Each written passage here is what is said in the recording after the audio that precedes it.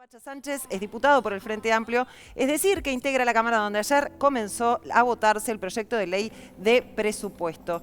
Pero este viernes no, parece que va a ser el 20, no sabemos, en algún momento, en breve, va a pasar a formar parte de la Cámara de Senadores porque con la renuncia de Mujica él es su primer suplente y será quien asumirá su banca en el Senado. Entonces, seguramente puede ser el único parlamentario que atienda la ley de presupuesto desde la oposición. En dos oportunidades y en dos cámaras distintas, ¿verdad? Esto es un hecho importante. Por eso te estamos recibiendo, no es por eso, es por muchas otras cosas más, pero bueno, bienvenido. Bueno, buenas tardes, es un gusto. Es un acto de fanatismo lo mío, ¿no? Claro. Discutir, ya lo hice con la LUC. Discutí en el Senado la LUC porque era en plena pandemia y Mujica estaba de licencia. Claro. Entonces tuve toda la LUC en el Senado y después me vine con la LUC, pasé el Salón de los Pasos Perdidos a discutirla en diputados y ahora hago lo mismo. Ahora hago lo mismo, pero ahora ya me quedo del otro lado. Ahora es el camino inverso, digamos. Para empezar por diputados. Hay muchos, más allá de que te tocó en la LUC, ¿hay muchos antecedentes de esto? Existen algunos. Generalmente los partidos colocan muchas veces, porque bueno, uno cuando va a las elecciones siempre piensa que va a ganar y entonces muchas veces coloca la cascada, digamos, decir, bueno, hay un senador que probablemente va a ser ministro, entonces tengo un diputado que es su suplente y a veces se da, a veces no se da. Claro. Pero en realidad así de ocupar, digamos, todo el tratamiento de una ley, no. Me acuerdo, por ejemplo, ahora me vino a la mente, Jorge Gandini, por ejemplo, ¿sí? En el periodo pasado discutió en el Senado cuando se aprobó la ley de financiamiento de los partidos políticos, ¿sí? y él era diputado, pues estaba ocupando, porque estaba de licencia circunstancial el senador en ese momento que ocupaba la banca, y después discutió la ley en diputados, para ponerte un ejemplo. O sea que hay veces que sucede. A veces pasa, pero pensé que íbamos a hablar de las vacaciones. ¿Te vas de vacaciones? ¿Ya las tenés planeadas? Ya que nos tiraste así el... No tengo idea, por eso me interesaba el tema de las vacaciones. No sabés ni cuándo. Imagínate que hacer LUC, 45 días en el Senado, más 45 días en diputados. Después la campaña electoral de mayo, sí, que además yo estuve colaborando con algunos compañeros en el interior del país, no solo en Montevideo. Y a su vez tratando presupuesto. Y ahora 45 días más, lo único que estoy pensando es en las vacaciones. Bueno, justamente ayer, cuando se trató en general el proyecto de ley de presupuesto en diputados, tú fuiste el primero en hablar desde la oposición. Y dijiste cosas bastante fuertes. Voy a rescatar un par ahí como para que nos cuentes por qué fuiste tan fuerte en tus declaraciones, ¿no? En lo que dijiste en esa instancia. El presupuesto 2020-2024 les da la espalda a las necesidades del pueblo y descarga sobre los asalariados, los pasivos y pequeños y medianos comerciantes, industriales y empresarios del Uruguay, un ajuste muy importante. El gobierno nos dice que va a cambiar su paradigma. El cambio de paradigma nosotros lo comprendemos. Es que prendieron la motosierra. Eso entre muchas otras cosas, pero esas dos me parecen como fuertes. Eran duras. ¿No? Bueno, lo son, porque es lo que uno siente cuando ve la política económica que está llevando adelante el gobierno, ¿no? El gobierno está consolidando una pérdida del salario real de todos los trabajadores, de los privados y de los públicos, para el año próximo, ¿no? Esto va a ocasionar, en definitiva, incumplir una promesa del gobierno, que era que no le iba a meter la mano en el bolsillo a la gente. Esta fue parte del eje de la campaña del gobierno. Bueno, acá lo que están haciendo al achicarte los salarios es poniéndote la mano en el bolsillo, naturalmente. Eso va a ocasionar que todos los uruguayos que vivimos de nuestro trabajo tengamos menos ingresos para poder consumir. Esto va a deprimir el consumo. Si deprime el consumo, ¿qué es lo que pasa? Bueno, los comerciantes, el 90% de las empresas del Uruguay que viven del mercado interno, van a tener menos clientes, naturalmente, y más cuando tenemos una situación comparada con el 2019. Supongamos que el gobierno cumple con lo que dice, bueno, van a haber 10.000 trabajadores menos, 10.000 puestos de trabajo menos. O sea que va a haber menos trabajo, menos salario, por tanto el almacenero, la ferretería va a vender menos. Pero además el Estado va a achicar en 15.000 millones de pesos el gasto público. Eso quiere decir que todas las empresas que son proveedoras del Estado, porque el Estado ¿dónde gasta? En salarios, los rebaja y luego compra insumos. ¿A quién se los compra? La industria nacional. Esa industria nacional no le va a poder vender al Estado ni le va a poder vender, en definitiva, a los ciudadanos. ¿Esto qué es lo que ocasiona? Oye, ocasiona que se achique la economía. Al achicarse la economía, se achica la caja registradora de las empresas y eso va a tener una presión nuevamente a bajar más salarios, porque las empresas no van a llegar o a despedir más trabajadores o trabajadoras. Por eso es que nosotros decimos que este ajuste va a caer sobre las empresas. Ahora, ¿este ajuste no lo adjudicás a la situación quizás que estamos viviendo particular o solo es un cambio de paradigma? O sea, ¿no tiene nada que ver la pandemia o la situación en la que estamos viviendo? Bueno, a ver, el mundo entero está yendo en otro camino. El mundo entero está expandiendo su gasto, no lo está recortando. Todos los organismos internacionales, el Fondo Monetario Internacional, que siempre argumenta, y hemos visto, por ejemplo, todo el debate europeo acerca de la austeridad, hoy el Fondo Monetario Internacional está recomendando de que los estados tienen que incrementar su presupuesto. Donald Trump ha anunciado un paquete de medidas muy grandes para sostener la economía. ¿Por qué? Porque la pandemia ha hecho que se frenaran los motores de la economía de todo el mundo. Trump dice que es inmune al COVID, al coronavirus. Bueno, no, está bien. Pero lo que quiero decir es, con las locuras de Donald Trump, a veces toma alguna medida más o menos interesante, y que no es lo que yo estoy planteando, una medida desde una lógica hiperizquierdista. Es lo que está diciendo todo el mundo. Es decir, en un momento en que se achica la cosa, si el Estado también se achica, y se achica la economía. Y cuando se achica la economía, son muy poquitos los que se salvan, porque el 10% de las empresas son las que trabajan con el mercado internacional, son las exportadoras. Esas viven del mercado internacional, pero el 90% vive del mercado interno, de lo que consumimos en el Uruguay. Si hay menos consumo, esas empresas tienen menos que vender. Entonces ahí entramos en un problema. Entonces, naturalmente, el país tiene un déficit fiscal importante que hay que atenderlo. Y esa es la otra parte de la respuesta. Hay que atenderlo, hay que bajarlo al déficit. Yo argumenté en la rendición de cuentas y ahora en el presupuesto. Se puede hacer con pulidora o se puede hacer con motosierra. Recortar 15.000 millones de pesos, donde 8.000 salen de las áreas de la educación y de la asistencia social, yo creo que es hacerlo con motosierra. Creo que no es el camino.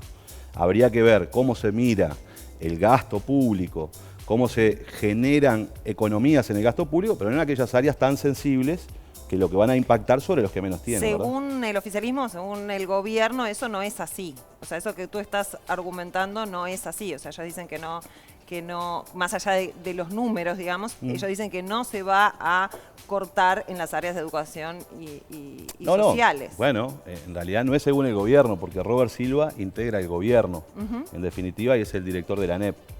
Fue a la comisión a decir, bueno, nosotros precisamos 500 millones para el 2021 para pagar salarios docentes y precisamos 500 millones todos los años. Este presupuesto solo le da los primeros 500, los otros 500 no se los da. Y ese es Robert Silva, que vino con una propuesta presupuestal, porque la ANEP puede presentarla al Parlamento una propuesta presupuestal, que justamente pedía más recursos al Parlamento porque el Poder Ejecutivo no se las había asignado. Para poner un solo ejemplo, digamos, ¿no? O el ejemplo de la ministra de Vivienda. La ministra de Vivienda presenta el plan quinquenal en este momento, ¿no? Entonces lo que dice la ministra de Vivienda, estos son todos documentos públicos, ¿verdad? Dice, el 2024 el plan quinquenal tiene que tener 12.400 millones de pesos. Y el Ministerio de Economía y Finanzas dice que asigna como línea de base, es decir, lo que le da, seguro, son 8.000. Ahí faltan 5.000 millones de pesos. Cuando le preguntamos a la ministra de Economía, dijo, bueno, hablen con la ministra de Vivienda. Cuando le preguntamos a la ministra de Vivienda, dijo, estamos discutiendo con Economía esa plata. Con ese tema es como que, porque en realidad cuando el diputado oficialista empezó su intervención con el tema de la ley del presupuesto ayer, antes que tú, Andújar Andújar decía que en realidad arrancó como poniendo digamos, otra vez una foto de cómo para ellos había quedado después de 15 años, ahí está. Y ponía los asentamientos como un punto importante. Pero resulta que el Ministerio de Vivienda no va a tener los fondos. De hecho, se suspendieron los realojos para el año que viene. Por supuesto. ¿Qué está haciendo el Frente Amplio como oposición con ese tema puntualmente, más allá de la ley de presupuesto? Bueno, nosotros le estamos... Bueno, eso primero es un problema de presupuesto porque se suspenden determinados realojos. A ver, vamos a pensar. La política de vivienda abarca a todos los sectores y debe abarcar a todos los sectores. A la clase media, a la clase media-baja y a los más pobres. Esos son los más necesitados porque son los que viven hoy en un asentamiento, ¿verdad? Entonces nosotros estamos planteando de que los recursos para eso tienen que estar. Y de hecho en el presupuesto hay posibilidad de que estén. Nosotros presentamos una reasignación sin modificar el déficit. Es decir, una vez que el gobierno envía el presupuesto, el Parlamento no puede hacer que el gobierno gaste más de lo que definió ese 100%. Puede redistribuir ahí adentro. Hay una partida en el presupuesto que se llama refuerzo de rubros e imprevistos. Esa partida asciende a más de 22.000 millones de pesos. Nosotros dijimos, bueno, tomemos recursos de ahí para financiar estos 5.000 que nos faltan de vivienda. Eso es un problema de voluntad política, no de plata. La plata está ahí.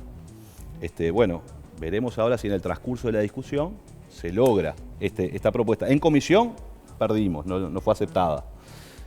Pero bueno, es parte del debate que vamos a tener durante todos estos días, que es bastante largo en el Parlamento. Justamente hablando de ese debate, ¿no? Ayer surgieron muchas voces de que en definitiva eran, bueno, ustedes nos dejaron el país de tal forma, nosotros vamos a hacer tal otra, y ustedes le están haciendo la motosierra, y bueno, y era como una cuestión casi ideológica de tires y aflojes, digamos. Pero más allá de eso, hablando de los asentamientos, una de las cosas que también se presentaban es que crecieron en los últimos años los asentamientos.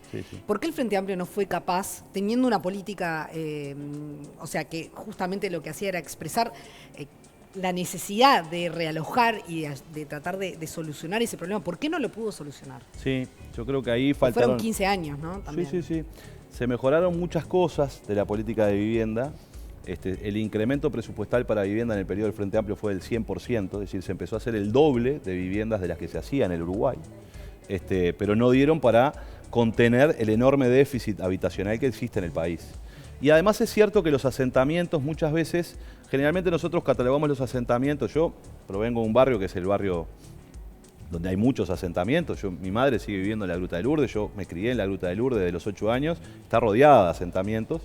Y es verdad que cuando uno dice asentamientos, ¿verdad?, está hablando de gente que ha hecho una ocupación precaria del suelo y que muchas veces tiene casas muy precarias. Hay algunas que son extremadamente precarias y otras incluso que son de material y de planchada, ¿no? Es decir, el asentamiento como tal no indica cuál es el grado de vulnerabilidad que hay. Hay que actuar en ellos y no es deseable que muchas veces los asentamientos están en zonas inundables, hay que realojarlos. El asentamiento, el problema que tiene mayor para mí es la cuestión de los servicios, ¿no? Por supuesto. O sea, la falta del Estado ahí exactamente, adentro, ¿no? Esa es una a mí me duele enormemente no haber resuelto esa deuda social que tenemos, porque yo creo que esa es una deuda social, porque un niño que se cría en condiciones precarias, lo que estamos haciendo es atándole los pies en una carrera que está comenzando y arranca de muy atrás, ¿no? Es decir, cuando vos te morís de frío en el invierno porque vivís en un rancho, o te morís de calor en el verano, o vivís hacinado, nunca vas a rendir lo mismo en la escuela que si tenés un lugar solo para estudiar. Pongamos solo ese elemento,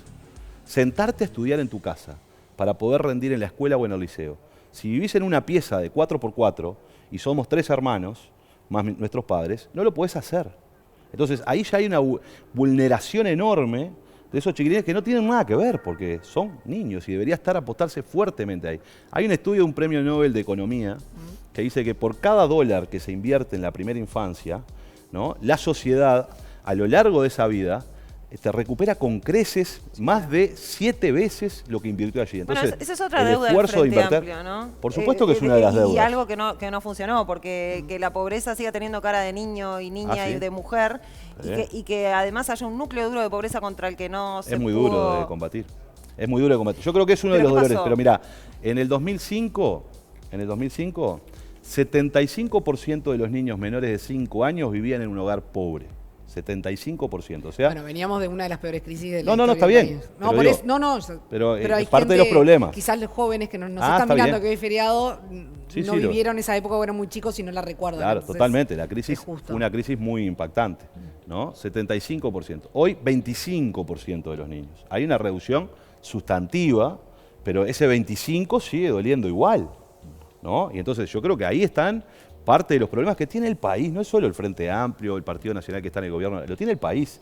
Y deberíamos tener la capacidad de concertar políticamente, más allá de las diferencias que podemos tener de ideas, de propuestas, concertar, que el Uruguay tenga una política de Estado seria y duradera, porque estos problemas no se resuelven en 5 años. Se resuelven cuando el Estado logra invertir 20, 30 años sostenidamente en primera infancia, ¿no? Y yo creo que ese debería ser un objetivo en donde todo el sistema político se pusiera de acuerdo en cómo encarar esto. Pasa que ya también parte de la base de una visión, y esto es algo muy personal, ¿no? Bastante mezquina, porque los estudios, cuando se habla de pobreza en general, toman el monto, el salario o el monto que recibe el ingreso por persona, ¿no? Entonces, pero no toma en cuenta otras cosas que hablan de la dignidad de la vida. Totalmente. Porque vos podés, creo que era 13.000 o 14.000 pesos, ¿no? Sí. El límite. 4.000 pesos por persona. Es la nada, ¿no? Sí. No sé cómo logran vivir. Pero si vos recibís esa plata o 1.000 pesos más de ese límite, ahora, no tenés agua corriente, Sí, sí. ¿De qué hablamos? Bueno, ¿Estás por arriba de la línea de pobreza pero no tenés agua corriente? ¿No tenés luz? ¿No tenés un baño? Te pongo un ejemplo. Podés estar 10 pesos por arriba de la línea de pobreza. Pensá dos personas. 10 pesos. Una gana 10 pesos más y otra gana 10 pesos menos. Una cae dentro de la línea de pobreza y otra está fuera de la línea de pobreza. ¿Cuál es la diferencia de 10 pesos mensuales? Ninguna. El problema es que cualquier medida siempre va a ser arbitraria, ¿no? O sea, porque yo puedo decir, pongo esta otra Pero medida. lo saco y hasta incluso de la plata. No, Hay no, por cosas eso, por de eso. de la dignidad de la vida de las Totalmente. personas que es como... Comparto plenamente con vos. Lo que yo digo es, el mundo entero trata de tener estadísticas para compararse, ¿no? La estadística es la línea de pobreza. Entonces todos los países miden de la misma manera la línea de pobreza y de esa manera uno puede comparar un país con otro con una línea que es arbitraria, naturalmente. Después hay que ir a lo que en su momento, que era el índice de carencias críticas, ¿no? Se establece, bueno, condiciones de la casa, hacinamiento y, digamos, capacidad que tenga la vivienda también de espacio en función de la cantidad de personas y de aislamiento térmico, ¿no? Porque no es lo mismo. Después tenés acceso a la educación, acceso a la salud, o sea, y ahí vas construyendo una línea. Recientemente Ceres publicó, digamos, una mirada sobre la pobreza con otros indicadores más cualitativos, ¿no? Y yo estoy de acuerdo, eso es un indicador. Alguno lo utilizó mal, porque este es el problema a veces de cómo se discute políticamente. Dice, bueno, el Frente Amplio decía que había tantos pobres, pero ahora Ceres dice que había más. No, no, si tú agarras... Es otra forma de medir. Otra forma de medir, pero la misma forma de medir de Ceres, la llevas al 2004, cuando había 40% de pobreza medida por ingreso, había 60%.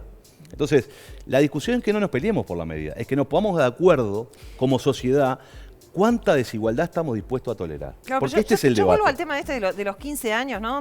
Tú aparte sos una de las fuerzas políticas más importantes dentro del Frente Amplio en cuanto a sus votos, en cuanto a la masa que tienen de votantes, digamos. Durante 15 años, con mayoría parlamentaria, con una situación económica medianamente favorable, no lograron entre ustedes, porque se podría haber armado una política de Estado más fuerte, más firme, más sólida, entre ustedes solamente. No, a ver, yo lo que pienso es que en 15 años se hicieron cosas muy importantes, ¿no? Vamos a pensar que si el salario real en Uruguay creció un 67%, y los salarios mínimos nacionales, el salario mínimo, si no hubiese existido el gobierno del Frente Amplio con las políticas que implicaron aumentar el salario mínimo nacional, hoy valdría 4.200 pesos el salario mínimo nacional. Hoy vale 15.000. Vos decís, con 15.000 no tirás manteca al techo ni por asomo, pero con 4.200 menos. Es decir, el Estado uruguayo hizo un esfuerzo enorme en mejorar los ingresos y en sacar ese 40% de pobreza y traerlo al 8.8 que tiene hoy el país y que lo pone en América Latina siendo en el continente más desigual del mundo, porque América Latina es el más desigual, donde están los más ricos y los pobres, porque África son todos pobres, digamos, entonces la desigualdad en América Latina es más dura porque convive esa mirada del que tiene muchísimo y el que no tiene nada, ¿verdad? El Uruguay logró ser un país, en definitiva, que reparte de manera más equitativa. ¿Alcanzó? No, pero ¿por qué no alcanzó? Porque el Frente Amplio no es perfecto tampoco, y porque los problemas de un país no se resuelven en 10, 15 años. Tiene que haber 30 años de inversión social, en definitiva, para poder mejorar, porque uno tiene que mejorar la inversión social y cambiar la matriz productiva también, ¿no? Nosotros cometimos muchos errores, eso sin lugar a dudas. Yo no soy de los que fundamenta de que el Frente Amplio fue perfecto, porque si yo diría que el Frente Amplio fue perfecto, ¿no? En realidad sería un argumento en el cual me caería conmigo mismo, porque entonces, ¿por qué perdió las elecciones? ¿Verdad? La gente decidió elegir a otro gobierno porque sintió que, en definitiva, lo que se había avanzado lo podía tomar como positivo, pero había otros elementos críticos y pensó que un cambio de gobierno lo podía ayudar. Eso es lo que vamos a ver en los próximos 4 años, si eso es así o no, ¿no? Pero en definitiva me parece que hay un avance sustantivo. Iba a ir a eso. Te pongo un ejemplo, mirá, más concreto que tiene que ver con la pobreza. Las empleadas domésticas. Hoy tienen seguridad social, derecho a la seguridad social. Antes no lo tenían. La cantidad enorme de mujeres que trabajaron toda su vida pero después no se pudieron jubilar porque nadie les hizo los aportes. Bueno, ese es un cambio sustantivo que tiene que ver con la pobreza, porque la pobreza tiene cara de niño y de mujer. Básicamente en Uruguay. Vamos a volver más adelante a la ley de presupuesto, pero justo que estábamos hablando de esta autocrítica, ¿no? Y de los debes, que bueno, uno es la situación obviamente de vulnerabilidad que hablábamos recién, pero justo la semana pasada salió un documento del Frente Amplio, ¿no? Haciendo una autocrítica del por qué la pérdida de las elecciones y una autocrítica de los últimos años, ¿no? y se mencionaba, digamos, estuvo ahí medio complicado porque por algún lado salió que era la elección de la vicepresidenta y todo puesto en Villar, pero en realidad el documento hablaba de lo que fue el proceso de selección. Y hay ahí un hito, una diferencia. Yo siempre que me preguntan de esto, y lo uso mucho en política, era algo que me decía mi abuela. Mi abuela era una empleada doméstica salteña que se vino a Montevideo a trabajar y tenía una enorme experiencia de su vida, ¿verdad? Y ella decía, hay una cosa en este mundo que nunca llega al suelo. ¿Sabés lo que nunca llega al suelo? La culpa. Cae en el lomo de alguien, siempre. Siempre tendemos a ver quién es el culpable para que si yo encuentro un culpable, yo duermo tranquilo, ¿verdad? Y yo creo que así no se hace un proceso de autocrítica. Es decir, la responsabilidad de la derrota electoral del Frente Amplio es multicausal. El gobierno tuvo dificultades de agenda, tuvo problemas de gestión. La fuerza política no tuvo la capacidad de mantener un vínculo con la sociedad determinado. Yo siento que incluso a veces el Frente Amplio, demandas de la sociedad, no les prestó atención. ¿Cómo cuáles? Bueno, muchas demandas de la sociedad, la demanda de seguridad. La demanda de seguridad pareciera ser muchas veces en la discusión del Frente Amplio que era una demanda marginal, que había temas más importantes. Y puede haber temas más importantes en una sociedad, no estoy comparando con la seguridad. Pero un médico amigo mío me dijo otra frase. Me dijo, ¿sabes cuál es la enfermedad más difícil del mundo, más importante del mundo? La que tenés vos, porque es la que te está afectando a ti. Entonces, si hay un colectivo de personas que dice que tiene un problema, para ese colectivo de personas, es muy importante ese problema. Yo lo que tengo que hacer es discutir con ese barrio, sociedad, pueblo, organización social. Y saco el vivir sin miedo. No. El miedo Sí, existe el miedo. ¿No? Pero mi punto es este. Tú tienes un problema. Quizás lo que hay que hacer, lo que tiene que hacer la política es decir, bueno, tu problema es este. Hay otros problemas que son más graves. ¿Qué hacemos? Atendemos primero los más graves, destinamos más recursos a los más graves, pero también destinamos a este. Esa es una forma. La otra forma, que yo creo que a veces el Frente Amplio tomó, es decir, tu problema no importa. Importa este otro. Y entonces ese sector de la sociedad que me reclamaba algo que lo estaba afectando, dice, bueno, si mi problema no importa, no está en tu agenda. Y si no está en tu agenda, no te voto. Entonces yo creo que algo de eso existió. Soy de los que piensa que la autocrítica se hace no encerrándose entre cuatro paredes y escribiendo un libro. La autocrítica se hace cambiando las prácticas, pero por sobre todas las cosas yendo a escuchar a la gente, a los frentistas y a los no frentistas. Hablando de esta renovación, ahora Mujica se va. ¿Se va del Senado cuándo? ¿Tenés la primicia para nosotros? Porque ahora parece tiene que ser una sesión. Sí. Y hay un tema ahí de cuándo se van él y Sanguinetti. Nos acabas de contar. Ese es un lío. Porque que no sé cómo se va a armar. Y sí, se tiene que ir a una sesión, no se quieren en la misma sesión. No, bueno, no sé si se quieren o se quieren ir en una sesión. Lo cierto es. Seguro que no. Bueno, puede ser, yo qué sé. No tengo claro ahí esa discusión. Vamos. O no la voy a decir públicamente, no sé cuál es el debate. Bueno, eso no me corresponde a mí, no me eso corresponde a mí. Cosa. Lo cierto es, Mujica está haciendo su mudanza del despacho, porque naturalmente yo voy a asumir en el Senado y voy a dejar mi despacho porque viene otro compañero que lo tiene que usar. Si no, me hubiese quedado en el mío. Hace 10 años que estoy en ese despacho, así que estoy a muchas veces... Tenés que ir al otro edificio. Me tengo que ir al otro edificio, ese es el otro problema. Sí. Pero bueno, en realidad, en teoría, el 20 va a haber una sesión extraordinaria del Senado y en la sesión extraordinaria del Senado presentaría la renuncia a Pepe, que la quería presentar antes. Esto también es importante porque Pepe había dicho que se iba a ir en octubre, pero el problema es que como yo era el miembro informante, iba a ser el miembro informante del Frente Amplio del Presupuesto Nacional, si Pepe presenta la renuncia automáticamente yo paso a ser senador y no podría estar discutiendo ahora en la Cámara de Diputados. Entonces, por eso... Del estribo así, bien cortita. LUC, un referéndum contra la LUC, ¿sí o no? ¿Vos lo apoyarías si el Frente Amplio lo decide? Sí. Si el Frente Amplio lo decide, yo creo que es una convocatoria a que el cuerpo electoral decida sobre algo. Y eso es importante porque es más democracia. El Parlamento representa a la sociedad, vota. Si la sociedad entiende, en este caso las organizaciones sociales, que lo que votaron los parlamentarios, yo voté algunos artículos a favor y otros en contra, en realidad estuvo mal y quiere hacer ella misma de manera directa expresarse, bueno, eso es más democracia y que lo haga. Hay fuentes dentro del Frente Amplio que me dijeron que en realidad es un gasto energético y desgaste político importante porque no va a salir. Bueno, a ver, ¿qué crees vos? Yo no sé si va a salir, pero lo que pasa es que ella me pidió un minuto, entonces... pero lo que te voy a decir es esto. Perdón. Lo que te voy a decir es esto. En un gobierno de 5 años uno no hace 5 referéndums. Capaz que no hace ninguno. pero no, es una bala que uno tiene contra una ley que pueda hacer que uno pueda sentir que es muy grave y que por tanto es necesario que la ciudadanía se exprese. El gobierno tiene en su agenda algunos elementos que a mí me preocupan mucho, como por ejemplo, se está discutiendo ahora en el presupuesto, cierta desmonopolización de ANCAP parcial. Capaz que esa era mucho más una bala a utilizar que lo que estaba en la LUC, que se retiró lo de las empresas públicas. No lo sé. Lo cierto es que el PIT-CNT definió un camino.